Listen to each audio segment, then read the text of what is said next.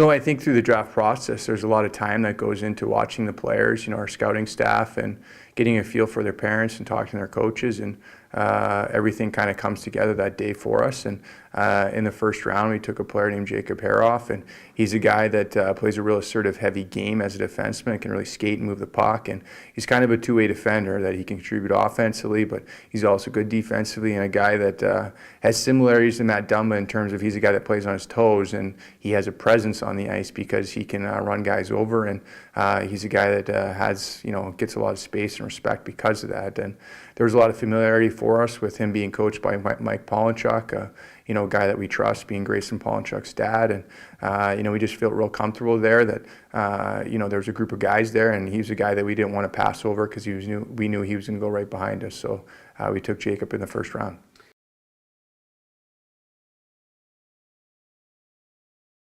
And you know what? You have to have a mix. I think we definitely have an identity as a team of being a black and blue type team, but you have to have a mix. You have to have guys that can put the puck in the net and make plays and have vision to make other guys better. And that was something we focused in the draft. That it's a type of draft for forwards that there wasn't a lot of skill sense guys in terms of vision and skill, playmaking. So it's something we targeted. And in Eli Zumak, who we picked in the second round, he's a player that can make players better. He makes people around him that he plays with better, and he can thread the needle through seams and through traffic, and he could score and make plays and quarterback the power play from the half wall. So he's definitely that type of guy. And in Chase Lowry, who we took in the third round, is just a good all-around player, but he has a very similar skill set in terms of being able to score and make plays. And Brendan Booty, a guy we picked in the fourth round, who has a top 6 skill set. He's just a little bit on the smaller side, but he plays real big, and we've seen teams like Medicine Hat have had a lot of success with guys like that,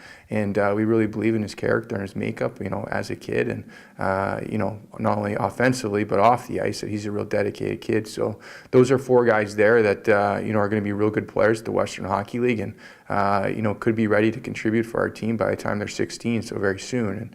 And after that, and then we didn't have a 5th round pick, but in the 6th round pick, we picked a kid named Thompson from Brandon, Manitoba, who's just a big, steady, defenseman that's a rock back there. And, so he gives kind of a mix to complement a guy like Jacob Haroff and some of the 99 defensemen that we drafted.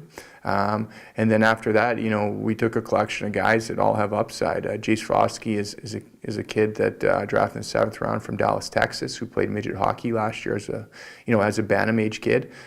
So he's a guy that in some ways is much more advanced than a lot of these kids. That he's a guy that's probably fully capable of playing our league as a 16-year-old, and we got him in the 7th round.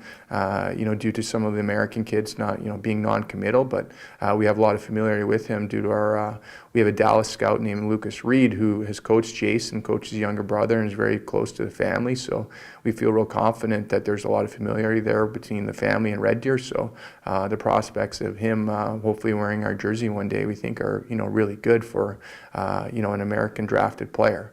Then after that, we took Spencer McCarty, who is a guy that's a real small guy, or shouldn't say he's a small guy. He's a mid-sized defender that reminds us a bit of King Cunningham that plays in Kootenay. That he's a real smart guy, that moves the puck well and plays a pretty good all-around game and brings some offense.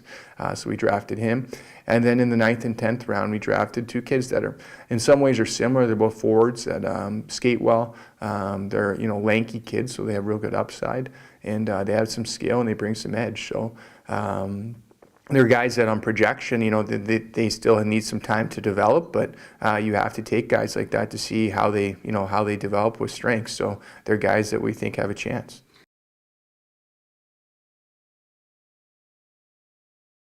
I mean, essentially with those 2 deals, we traded one guy for the other, and we actually moved up in the draft in terms of picks. So, if you look at it that way, we gained a year, and, with us only being able to have 3 20-year-olds, that gives Connor the opportunity to go play in his hometown and be in an offensive role. And, we believe he can have a lot of success. And for some reason, it's not any different than at the NHL level. You see some guys come in, whether they sign their big ticket free agents and they go to a new team and they just need some time to adjust. And then the year after that, they have a lot of success.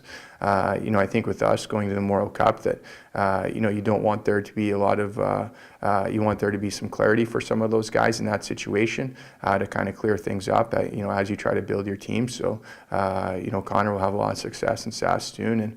And Nick Leishan is a guy that we've, targeted for a while, that even though he's a, European player, he's a guy that has, an American passport and has lived in the U.S. and has played in our league for a couple of years. So there's not going to be an adjustment period in terms of some of the Europeans when they come over, regardless of how good a player they are, that they have to adjust to, their life away from the rink and then at the rink with the language adjustment and just the completely different style of living compared to how it is over in Europe. So, we wanted to do that, it's tough to get two real good Europeans in the draft. So to get a guy that could be, a 65 to 75 point guy for a third round pick is, we felt was an opportunity that we couldn't pass up. And as a proven player, as opposed to, maybe not knowing what you're going to get or how a player is going to adjust to the North American game, we thought it made a lot of sense.